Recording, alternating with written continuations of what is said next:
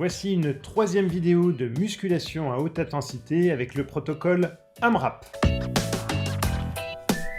Au niveau des exercices, nous allons reprendre les mêmes que la dernière fois, c'est-à-dire le assis debout, ou encore appelé squat, ensuite les pompes avec différentes variantes possibles, et enfin les relevés de sol, qu'on appelle également les burpees.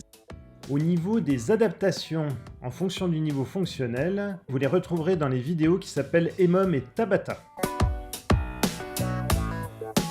AMRAP signifie as many rounds as possible. Et ici, dans notre exemple, un round correspondra à 18 squats, 12 pompes, 6 burpees. Et vous devrez faire le maximum de rounds possible dans un temps déterminé à l'avance. Bien que l'on garde les mêmes exercices, le ressenti sera complètement différent grâce au changement de protocole. Imaginez une personne qui pratique la course à pied.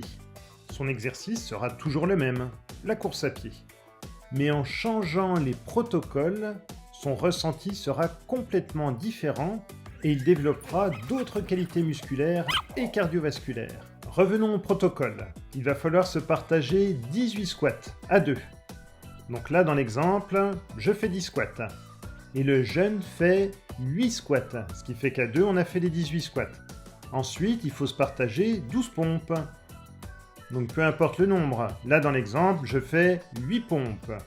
Et le jeune enchaîne avec 4 pompes, ce qui fait qu'on a fait 12 pompes à 2.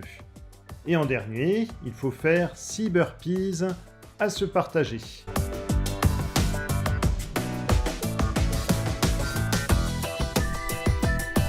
Quand cette séquence d'exercices est terminée, cela correspond à un round.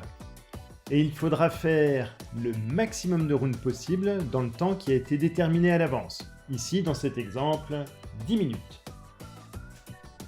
Quelques astuces. Par rapport aux pompes, qui est l'exercice le plus difficile, vous pouvez séquencer l'exercice. Une première personne fait 3 pompes, le partenaire enchaîne avec 3 pompes et vous recommencez. Plus 3 pompes, et enfin le partenaire fait 3 pompes, ce qui fait que vous avez réalisé les 12 pompes. Au fur et à mesure de l'entraînement, la fatigue s'installe, et vous pourrez adapter les pompes. Commencez jambes tendues, continuez sur les genoux, et ainsi de suite. Autre astuce, par rapport au niveau 4, le assis debout ils le font classiquement. Ensuite, pour enchaîner les pompes, il faudra avancer le fauteuil, ce qui leur permettra de faire des pompes sur le fauteuil. On les rassoit et continue les assis debout. Ou alors utiliser des élastiques pour les pompes. Je vous encourage à noter le nombre de répétitions en fonction des exercices, pour ne pas les oublier. Et ensuite, à chaque fois que vous terminez un round, notez-le, peu importe la méthode. Parce qu'à la fin de l'exercice, vous ne vous souviendrez plus du nombre de rounds que vous avez fait sinon. Donc vous pouvez le noter avec une feuille, ou alors il existe maintenant des applications où vous pouvez cliquer et ça vous compte automatiquement le nombre de rounds. C'est très important de noter les résultats pour suivre les progrès des jeunes. Là, un exemple, c'est un jeune, j'ai noté le nombre de assis debout qu'il a fait sur plusieurs années. Et on voit les progrès qu'il a fait. C'est très motivant, c'est gratifiant. Au niveau de l'intensité, comme d'habitude, on donne le meilleur de soi-même. Et par rapport aux parents, s'ils font le protocole avec leur enfant, il faudra veiller à ce qu'il n'y ait pas de contre-indication médicale à l'exercice physique.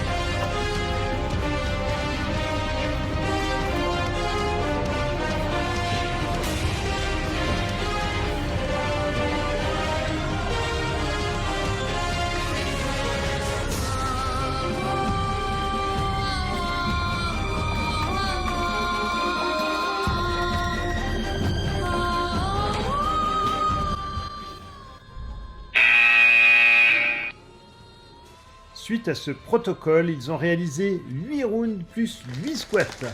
Bravo à ces deux champions. Au niveau de la planification, je vous conseille comme d'habitude 2 à 3 entraînements par semaine. Et par rapport à ce protocole, voici un tableau récapitulatif. Vous pouvez suivre une progression en fonction de votre niveau. Et cette progression, elle ne se base pas sur le nombre de répétitions, mais plutôt au niveau du temps de l'entraînement.